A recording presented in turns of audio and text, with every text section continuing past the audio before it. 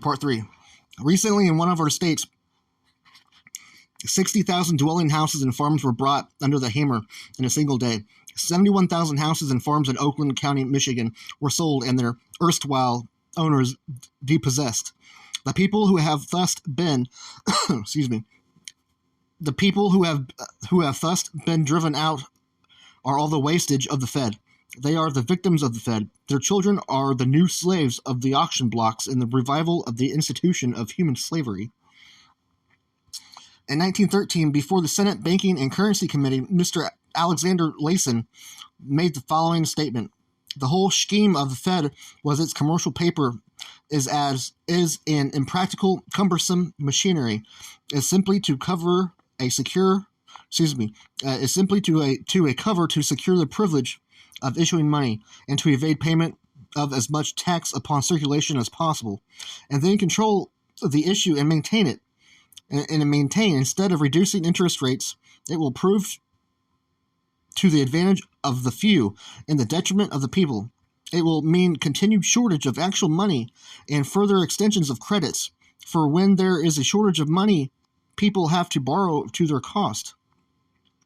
A few days before the Fed passed, Senator Root denounced the Fed as an outrage on our liberties. He predicted long before we wake up from our dream of prosperity through an inflated currency, our gold, which alone could have kept us from catastrophe, will have vanished, and no rate of interest will tempt it to return. If ever prophecy came true, that one did.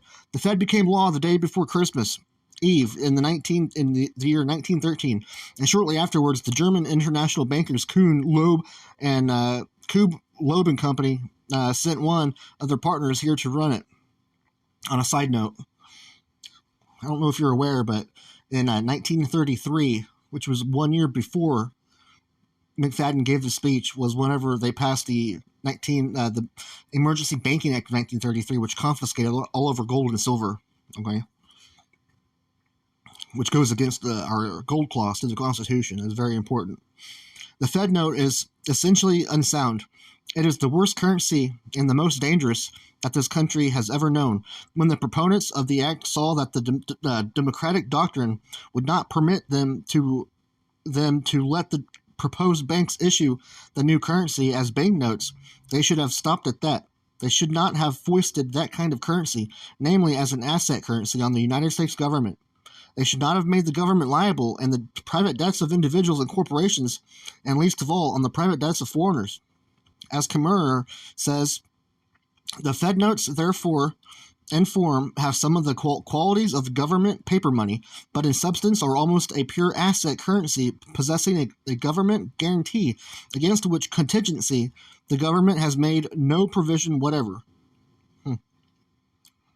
Honorable L.J. Hill, a former member of the House, said, and truly, there are obligations of the government for which the United States received nothing, and for the payment of which at any time it assumes the responsibility, looking to the Fed to recoup itself.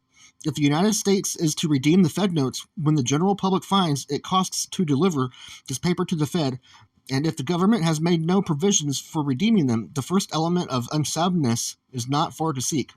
Before the Banking and Currency Committee, when the bill was under discussion, Mr. Crozier of Cincinnati said the imperial power of elasticity of the public currency is wielded exclusively by the central corporations owned by the banks.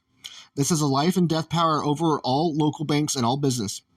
It can be used to create or destroy prosperity, to ward off or cause stringencies and panics. By making money artificially scarce, interest rates throughout the country can be arbitrarily raised, and the bank tax on all business and cost of living increase for the profit of the banks owning these regional central banks.